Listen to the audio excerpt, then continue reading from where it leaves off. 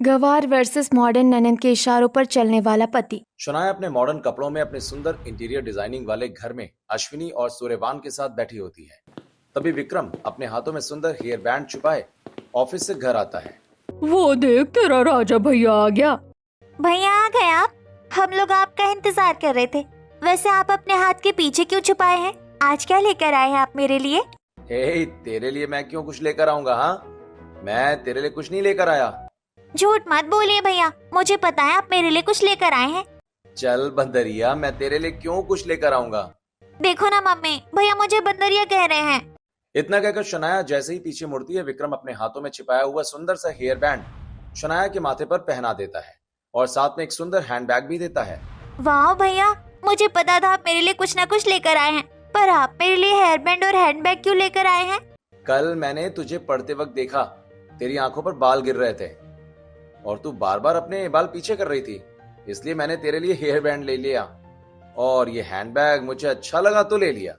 मेरे प्यारे भैया, आप मेरा कितना ध्यान रखते हैं। रोज मेरे लिए कुछ न कुछ गिफ्ट लेकर आते हैं, इसीलिए आज मैं आपको एक गिफ्ट देने वाली हूँ। तू मुझे गिफ्ट देने वाली है? क्या है गिफ्ट? जिसके बाद शनाया कुछ लड़कियों की फोटो लाकर विक्रम के हाथों में रख देती है। भैया, मैंने इन लड़कियों को आपकी शादी के लिए सिलेक्ट किया है। आप इनमें से कोई एक लड़की पसंद कीजिए और अगर आपको पहले से कोई लड़की पसंद है तो मुझे बता दीजिए, मैं आपकी शादी करवा दूंगी। ये अचानक तूने मेरी शादी का प्रोग्राम कैसे बना लिया? उफ, बहुत सवाल पूछते हैं।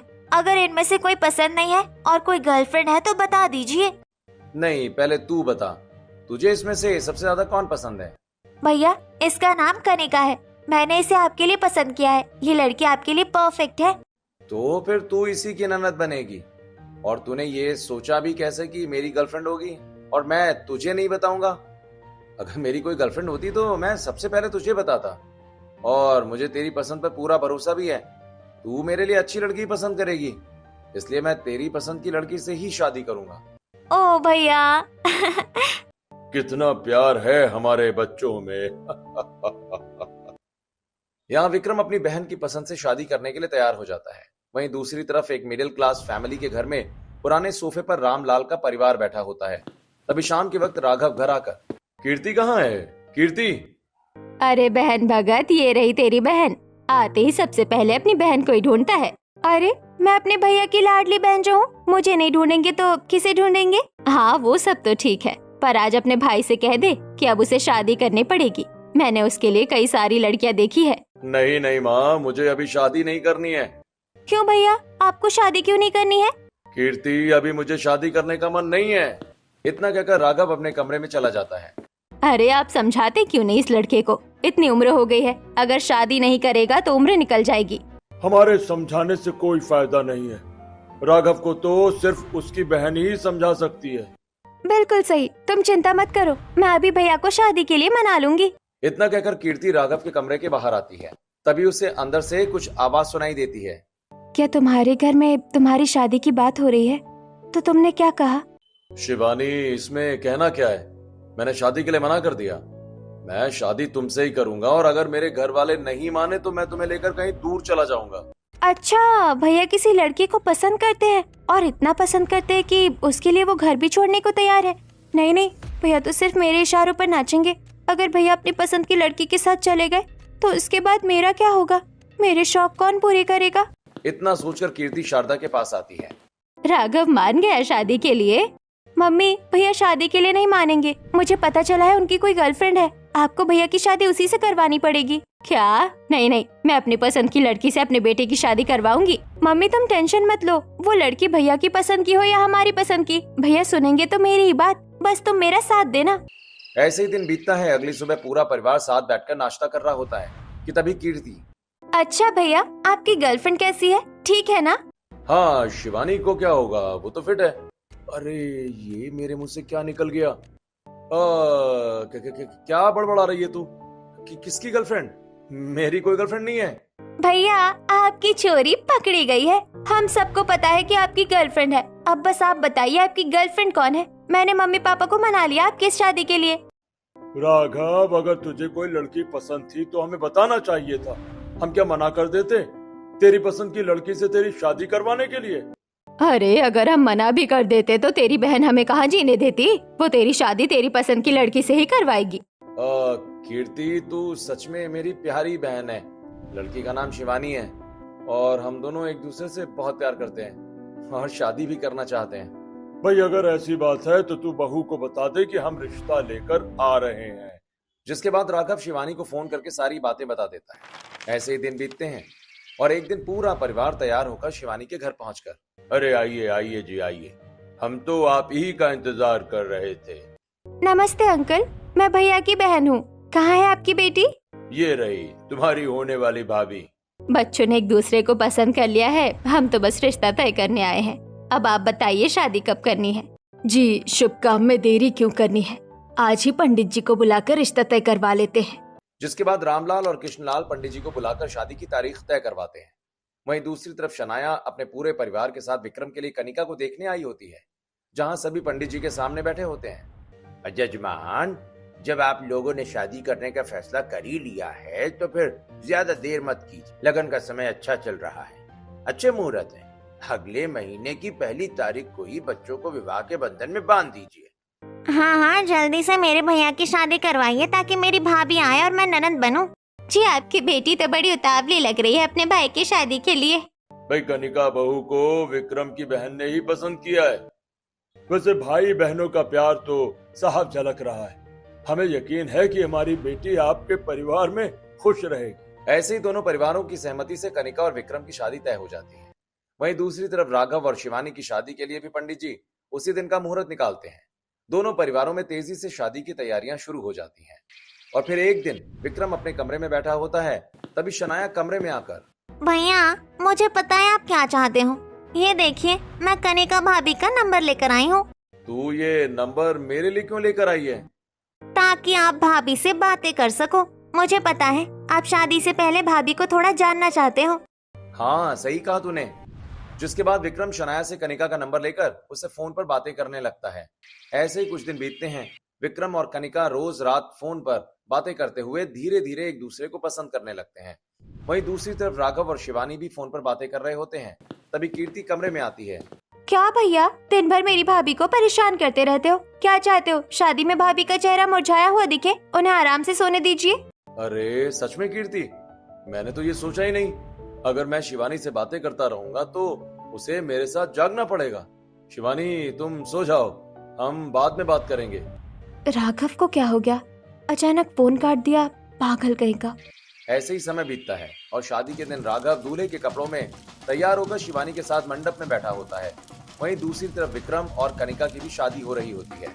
ऐसे ही शादी की सारी रस्में पूरी होती हैं और दोनों बहुएं दुल्हन के जोड़े में अपने अपने घर के दरवाजे पर खड़ी होती हैं, जहां शिवानी का गृह प्रवेश होता है और वो राघव के साथ अपने कमरे में चली जाती है। वहीं दूसरी तरफ कनिका के गृह प्रवेश के वक्त, अरे शारदा बहन, जल्दी अपनी बहू का गृह प्रवेश करवाओ, कब से इंतजार करवा रही हो। हाँ बहू, दाहिने पैर से कलश गिराकर गृह प्रवेश करो। 1 मिनट भाभी, मैं कैमरा लगा दूं? इतना कहकर शनाया ट्राइपॉड में अपना फोन लगाती है। वहीं कनिका दाहिने पैर से कलश गिराकर जैसे ही पहला कदम घर में रखती है, उसके ऊपर फूलों और गुब्बारों की बारिश होने लगती है। वाह, ये सब कितना अच्छा है। ऐसा गृह प्रवेश तो शायद ही किसी का हुआ होगा। बहू, ये गृह प्रवेश शनाया ने प्लान किया है। थैंक यू शनाया, तुमने मुझे बेस्ट गृह प्रवेश दिया है। भाभी, आज मैंने आपका एक्सप्रेशन वीडियो भी बनाया है। मैं आपको इंस्टाग्राम पर टैग करूंगी ये वीडियो पोस्ट करके। अब चलिए, मैं आपको कमरे में पहुंचा देती हूँ। इतना कहकर शनाया कनिका और विक्रम को उनके कमरे तक छोड़ आती है, जहां चारों तरफ रेड हार्ट बलून लगे होते हैं और सुंदर गुलाब के फूलों से पूरा कमरा सजा होता है। इतना सुंदर डेकोरेशन, विक्रम ये किससे करवाया तुमने? ये मैंने किसी से नहीं करवाया, ये तुम्हारी ननद शनाया ने खुद किया है, अपनी सहेलियों के साथ मिलकर। शनाया ने तो मेरी सारी थकान ही मिटा दी। पहले गृह प्रवेश और अभी इतना सुंदर कमरा। मन कर रहा है कि कमरे को ही गले लगा लूं। अगर तुम कमरे को गले लगा लोगी तो मुझे गले कौन लगाएगा? अरे मेरे पति को कोई और क्यों गले लगाएगा, मैं गले लगाऊंगी। इतना कहकर विक्रम और कनिका गले मिलते हैं और ऐसे ही रात बीतती है। अगले दिन कनिका सुंदर साड़ी में तैयार होकर हॉल में आती है। कनिका बहू, आज तुम्हारी पहली रसोई है। हमारे लिए पूरी सब्जी और पुलाव बनाना और थोड़े से दही बड़े भी बना देना और साथ में कुछ मीठा भी। सबकी फरमाइशें सुनकर कनिका किचन में जाकर खाने की तैयारी में लग जाती है।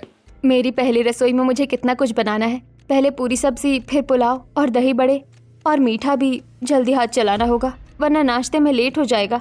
इतना कहकर कनिका हड़बड़ी में गैस जलाती है। तभी शनाया कटी हुई सब्जियां लाकर कनिका के सामने रखकर, अरे शनाया, तुम यहाँ? मैं आपका हाथ बटाने आई हूँ। आप सब्जी बनाइए, तब तक मैं आटा गूंद देती हूँ, टेंशन मत लीजिए।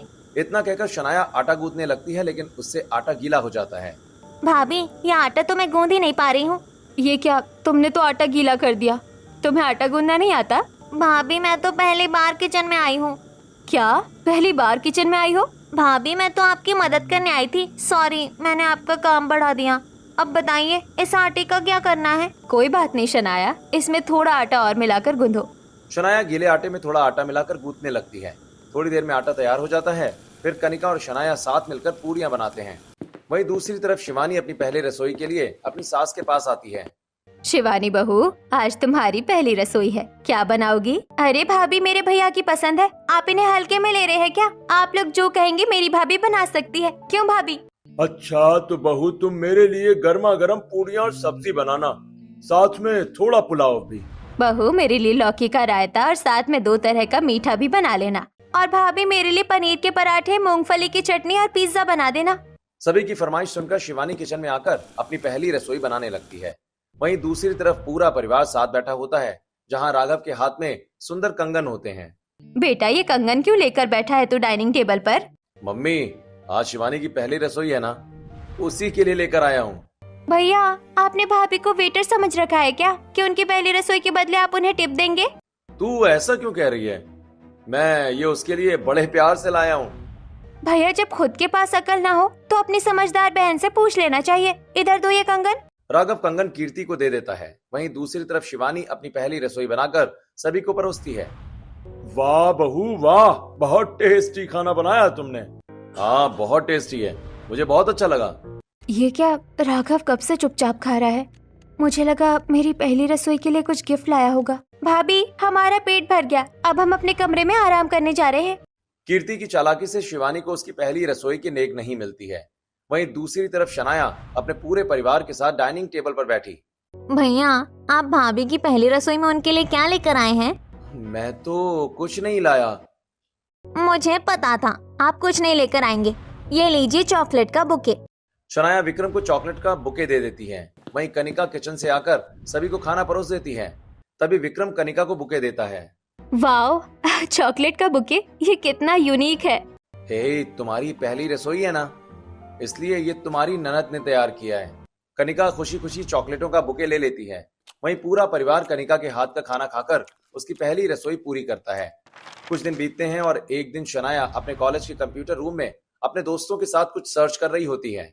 शनाया, तू कहीं ट्रिप प्लान कर रही है क्या?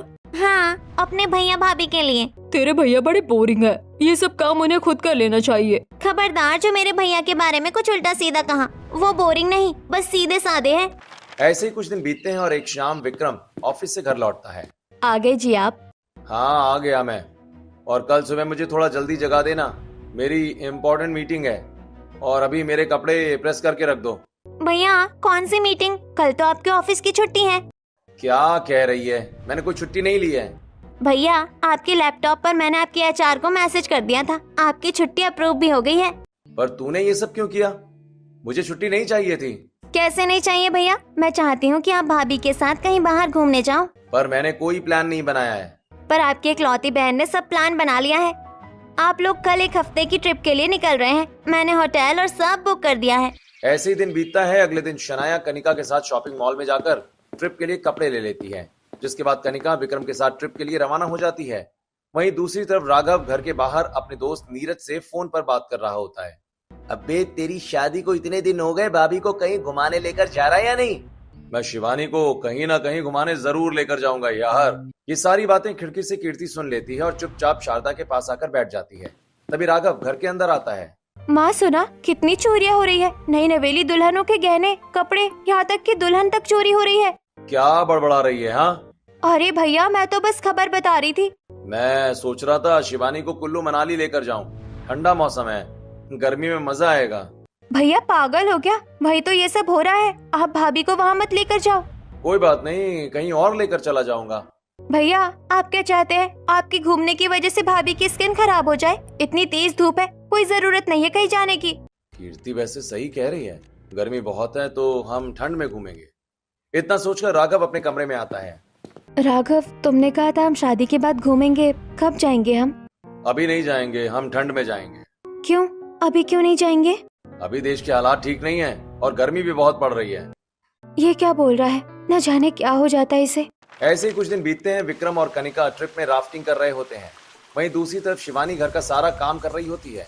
वहीं एक दिन कीर्ति राघव के कमरे में आकर, कीर्ति ही तुम यहाँ, कुछ चाहिए क्या? भैया आज आपने किसके हाथ का खाना खाया? आज तो मम्मी ने बनाया था। भैया आपको अकल नहीं है क्या? आप भाभी के होते हुए भी उनके हाथ का खाना नहीं खाते? ये क्या कह रही है तू? भैया एक औरत शादी करके आती है तो चाहती है उसका पति उसके हाथ का खाना खाए, ये उसका प्यार होता है। और आप तो भाभी से कुछ बनवाते ही नहीं। भाभी कह रही थी आपको उनके हाथ का खाना पसंद नहीं है। नहीं, मुझे तो शिवानी के हाथ का खाना बहुत पसंद है। भैया आपके कहने से थोड़ी पता चलेगा कि आप भाभी से प्यार करते हैं। अगर आप भाभी से प्यार करते हैं तो जो भी चीज आपको पसंद है वो भाभी से कहिए। भाभी बनाकर जब आपको अपने हाथों से खिलाएगी तब आप दोनों के बीच में प्यार बढ़ेगा। इतना कहकर कीर्ति वहां से चली जाती है। ऐसे ही दिन बीतता है और फिर अगले दिन सुबह शिवानी तैयार होकर हॉल में आती है।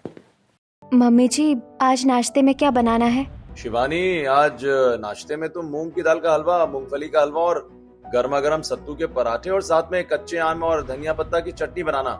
मुझे बहुत पसंद है। भाभी मेरे लिए भी पनीर के पराठे बनाना। बहू, मेरे लिए पुलाव बना लेना, ठीक है? और मेरे लिए पूरी सब्जी। सबकी फरमाइशें सुनकर शिवानी किचन में चली जाती है और सभी के पसंद का खाना बनाने लगती है। ऐसे ही वक्त बीतता है, दोपहर हो जाती है। शिवानी, आज दोपहर के खाने में तुम बिरयानी बनाना और साथ में आलू दम भी। भाभी मैं आलू दम नहीं खाती, आप मेरे लिए कुछ और बना लेना। अब राघव रोज शिवानी से अपनी पसंद की चीजें बनवाकर खाने लगता है। जहाँ गर्मी में शिवानी किचन में परेशान होते हुए खाना बनाती है, तो वहीं दूसरी तरफ अपने ट्रिप से कनिका और विक्रम लौटकर आ चुके थे। वहीं आज विक्रम ऑफिस से आते हुए शनाया के लिए आइसक्रीम लेकर आता है। हे, ये देख शनाया, तुझे mix fruit vanilla ice cream with nuts बहुत पसंद है ना? ये तेरे लिए। भैया आइसक्रीम तो मुझे पसंद है, पर अब आपकी शादी हो गई है, मेरे लिए नहीं भाभी के लिए कुछ लेकर आया करिए। अच्छा ठीक है, अब मैं उसके लिए भी गिफ्ट लेकर आया करूंगा। जिसके बाद अगली शाम विक्रम कनिका के लिए घड़ी और परफ्यूम लेकर आता है और सीधे शनाया के कमरे में आकर, शनाया देख, ये घड़ी और परफ्यूम ठीक है ना? इसे तेरी भाभी के लिए लेकर आया हूँ। भैया भाभी का समय खराब चल रहा है क्या, जो आप उन्हें ये घड़ी देंगे? और क्या भाभी बदबू मारती है जो आप उन्हें ये परफ्यूम देंगे? भला कोई ऐसे गिफ्ट देता है क्या? अब समझ आया कि आपकी कोई गर्लफ्रेंड क्यों नहीं थी। अच्छा तो तू चल मेरे साथ, तू जो बोलेगी वही गिफ्ट मैं कनिका के लिए लेकर आता हूँ। हाँ मैं आपके साथ अभी चलती हूँ। जिसके बाद विक्रम बाइक पर शनाया को बैठाकर घर से बाहर निकलता है और शनाया विक्रम को एक बड़े शॉपिंग मॉल में लेकर जाती है जहाँ डिजाइनर कपड़े रखे होते हैं। वो देखिए भैया, ये डिजाइनर साड़ियाँ और ये डिजाइनर ड्रेस कितनी सुंदर है। आप भाभी के लिए ये ड्रेस खरीदिए। शनाया की बात मानकर विक्रम कनिका के लिए एक सुंदर डिजाइनर ड्रेस और एक डायमंड ब्रेसलेट खरीद लेता है और घर आकर कनिका को गिफ्ट दे देता है। वाओ, ये डायमंड ब्रेसलेट और ये डिजाइनर ड्रेस मुझे बहुत पसंद आया। पर तुम्हें ये आइडिया कैसे आया? ये आइडिया तुम्हारी ननद का है, उसी के साथ जाकर मैं लेकर आया हूँ ये। ऐसे ही कुछ दिन बीतते हैं। शनाया आए दिन विक्रम से कनिका के लिए गिफ्ट मंगवाती, तो कभी विक्रम से कनिका के लिए खाने पीने की चीजें मंगवाया करती। ऐसे ही एक दिन शनाया विक्रम और कनिका को वाटर पार्क भेजती है। विक्रम और कनिका वाटर पार्क में एंजॉय करते हुए शनाया को वीडियो कॉल करते हैं। क्या हुआ भैया भाभी, मुझे वीडियो कॉल क्यों किया है? ननन जी, आपको थैंक यू बोलना था, इसीलिए आपको वीडियो कॉल किया है। आपकी वजह से मैं अपने पति के साथ इतना एंजॉय कर पा रही हूँ और आज आपने गर्मियों में मुझे वाटर पार्क भेजा है, हमें बहुत मजा आ रहा है यहाँ। अरे भाभी, इसमें मुझे क्यों थैंक यू कहना? भैया आपको लेकर गए हैं, उन्हें कहिए। ननन जी, मुझे पता है ये सब प्लान आपका ही है और आप ऐसे ही प्लान करके मुझे भैया के साथ यहाँ वहाँ भेजती है और अपने भैया से मेरे लिए चीजें भी मंगवाती हैं। अच्छा ठीक है, अब आप लोग एंजॉय कीजिए, मैं फोन रखती हूँ। इतना कहकर शनाया फोन रख देती है। विक्रम और कनिका वाटर पार्क में एंजॉय करने लगते हैं। वहीं दूसरी तरफ राघव, शिवानी आज खाने में। हाँ कहो, आज खाने में क्या बनाना है? तुम बीवी कहाँ लाए हो? तुम तो बावर्ची लेकर आए हो। रोज एक नया डिश चाहिए तुम्हें, और तुम्हें ही नहीं तुम्हारे पूरे परिवार के लिए अलग अलग खाना बनाना पड़ता है। शिवानी, ये तुम क्या कह रही हो? किसके कहने पर तुम ये सब कर रहे हो? पहले तो तुम ऐसे नहीं थे, शादी के बाद कैसे बदल गए? मैं कुछ नहीं बना रही तुम्हारे लिए। तुम्हें जो भी खाना है, तुम्हें जो ये सब सिखा रहा है, उसी से बनवाओ और खाओ। शिवानी, मुझे कौन सिखाएगा? अगर तुम्हें नहीं बनाना तो मत बनाओ। राघव गुस्से में घर से बाहर चला जाता है और शिवानी गुस्से में अपने कमरे में चली जाती है। ये क्या हो गया? शिवानी बहू और राघव में लड़ाई क्यों हो रही है? अरे शिवानी इस घर की बहू है, अगर किसी को कुछ खाने का मन करेगा तो उसी से कहेगा, इसमें नाराज होने वाली कौन सी बात है। ऐसे ही शाम होती है। शिवानी अपने कमरे में मुंह फुलाकर बैठी होती है। वहीं बालकनी में खड़े राघव के पास कीर्ति आती है। क्या हुआ भैया, क्या सोच रहे हो? देख, तेरे कहने पर मैं शिवानी से रोज रोज अलग अलग खाना बनवाने लगा और आज वो मुझ पर गुस्सा हो गई। सोच रहा हूँ उससे जाकर माफी मांग लूं। मैंने उसके साथ गलत किया है। गलती तो आपने की ही है। मैंने कहा था ना, औरत को अपने पति के लिए खाना बनाना पसंद होता है। इसका मतलब ये नहीं कि आप भाभी को बावर्ची बना देंगे। अच्छा, तो अब मैं उससे माफी कैसे मांगू? माफी मांगने की जरूरत नहीं है। अभी आप जाएंगे तो झगड़ा और बढ़ जाएगा। भाभी का गुस्सा शांत होने दीजिए, वो खुद आपसे बात करेंगी। हाँ, शायद तू सही कह रही है। मैं इंतजार करूंगा। ऐसे ही 2 दिन बीत जाते हैं। शिवानी अपनी दोस्त श्रुति के साथ सब्जी मंडी आई होती है। क्या तू 2 दिन से राघव से बात नहीं कर रही है? तुम दोनों की लव मैरिज है ना? हाँ, लव मैरिज है, पर पता नहीं राघव शादी के बाद कैसे बदल गया। पहले मेरी गलती पर खुद सॉरी बोलता था और अब उसकी गलती है तो मुझसे बात तक नहीं कर रहा। तो फिर तूने क्या सोचा? इसमें सोचना क्या है, मैं ही जाकर उससे बात करूंगी। मुझे तो लगता है राघव को कोई सिखा पढ़ा रहा है, वरना मुझे पता है वो तेरा कितना ख्याल रखता है। कीर्ति के सिखाने पर राघव शिवानी से माफी नहीं मांगता है। वहीं शिवानी अपने प्यार में मजबूर आगे बढ़कर राघव से बात करती है, जिससे राघव कीर्ति की बात को सही मान लेता है और अब सारी बातें कीर्ति से पूछकर ही करने लगता है। ऐसे ही कुछ दिन बीतते हैं और एक दिन राघव अपनी सैलरी शिवानी के हाथ में दे देता है। ये क्या है राघव? शिवानी, पहले मैं अपनी सैलरी माँ को दिया करता था, अब तुम्हें दे रहा हूँ ताकि अब घर की सारी जिम्मेदारी तुम संभालो। माँ को अब आराम करने दो। ठीक है, तुमने मुझ पर भरोसा। 1 मिनट भाभी, मैं आपके साथ ये जास्ती नहीं होने दूंगी। वो कहेगी नौकरानी है जो आप उन पर ये जिम्मेदारी सौंप रहे हैं। कीर्ति, नहीं नहीं, मैं तेरी भाभी को नौकरानी नहीं बना रहा हूँ। नौकरानी नहीं बना रहे हैं तो क्या कर रहे हैं? भाभी की अभी अभी शादी हुई है। भाभी आपके साथ खुशी के 2 पल बिताएंगी या दूध वाले, सब्जी वाले, अखबार वाले, बिजली वाले से हिसाब किताब करेंगी? हाँ राघव बेटा, कीर्ति बिल्कुल सही कह रही है। कीर्ति, तेरी बात तो सही है, पर अब मम्मी की उम्र हो गई है। मैं चाहता हूँ कि मम्मी को भी ये सब टेंशन ना लेनी पड़े। तो कौन कहता है मम्मी को ये टेंशन देने के लिए? मैं हूँ ना। मेरे होते हुए मेरी भाभी को या माँ को परेशान होने की जरूरत नहीं है। इस घर की देखरेख मैं कर लूंगी। राघव अपनी सैलरी कीर्ति के हाथ में रख देता है, जिसके बाद घर के पैसे से जुड़े फैसले कीर्ति लेने लगती है। फिर एक दिन पूरा परिवार मंदिर से घर लौट रहा होता है। वहीं रास्ते में शिवानी आइसक्रीम देखकर, वो देखिए आइसक्रीम, चलिए हम सभी आइसक्रीम खाते हैं। मुझे आइसक्रीम बहुत पसंद है। नहीं नहीं भाभी, अगर आप आइसक्रीम खाएंगी तो आपका गला खराब हो जाएगा, और वैसे भी सड़क की आइसक्रीम अच्छी नहीं होती है। खुद तो आइसक्रीम खाती है और मुझे मना कर रही है। कीर्ति चुपचाप शिवानी को बिना आइसक्रीम खिलाए घर लेकर चली जाती है। ऐसे ही कुछ दिन बाद शिवानी अपनी दोस्त के साथ मॉल में एक ड्रेस पसंद करती है। ये देख प्रीति, ये ड्रेस मुझ पर अच्छी लगेगी ना? हाँ हाँ, ये ड्रेस तुझ पर बहुत अच्छी लगेगी, ले ले तू ये ड्रेस। जिसके बाद शिवानी राघव को फोन करती है। राघव, मुझे एक ड्रेस पसंद आई है, मुझे ये ड्रेस लेनी है। ठीक है शिवानी, तुम वो ड्रेस ले लो, पर तुम्हें तो पता है मैंने अपनी सैलरी कीर्ति को दी है, तो तुम उससे बात कर लो। शिवानी ना चाहते हुए भी कीर्ति को फोन करती है। भाभी, मैं समझ गई आप कौन सी ड्रेस की बात कर रही हो। वो ड्रेस आप पर बिल्कुल अच्छी नहीं लगेगी। अगले हफ्ते मैं आपके साथ चलूंगी, मैं आपको अच्छी ड्रेस दिलवाऊंगी। वो ड्रेस रहने दीजिए। आई बड़ी डिजाइनर ड्रेस खरीदने वाली। मेरा मन होगा वही होगा इस घर में, क्योंकि मैं इस घर की ननंद हूँ। शिवानी धीरे धीरे कीर्ति की असलियत पहचानने लगती है। ऐसे ही शाम को राघव ऑफिस से घर आता है। राघव, मुझे हर छोटी छोटी चीज के लिए किसी से पूछना अच्छा नहीं लगता। अगर मुझे कोई चीज पसंद है तो दूसरा कोई मुझे नहीं बताएगा वो मुझ पर अच्छी लगेगी या नहीं। हाँ बिल्कुल, पर तुम ये सब मुझे क्यों कह रही हो? मैं अब समझ गई हूँ, तुम मेरी ननंद के इशारों पर नाच रहे हो। जब से मैं आई हूँ तब से मेरी ननंद ने मेरा जीना मुश्किल कर दिया है और अब मेरी चीजों में रोक टोक भी शुरू कर दी है। भाभी, ये क्या कह रही है? भैया, आप तो भाभी की बात सुन रहे हैं। आपको पता है ना मैं ऐसी नहीं हूँ, मैं तो आप दोनों का भला चाहती हूँ। ये कहते हुए कीर्ति की आंखों में आंसू आ जाते हैं। अरे बंद करो अपना ये ड्रामा। शिवानी के कीर्ति को ड्रामेबाज कहते ही राघव शिवानी को थप्पड़ मार देता है। शिवानी, तुम्हारी इतनी हिम्मत, तुमने मेरी प्यारी बहन को ड्रामेबाज कहा। राघव, तुमने मुझ पर हाथ उठाया, वो भी इसके लिए जो हमारे रिश्ते में फूट डाल रही है। मेरी बहन किसी के रिश्ते में फूट नहीं डाल रही है शिवानी। तुम हो जो हमारे भाई बहन के रिश्ते को खराब करना चाहती हो।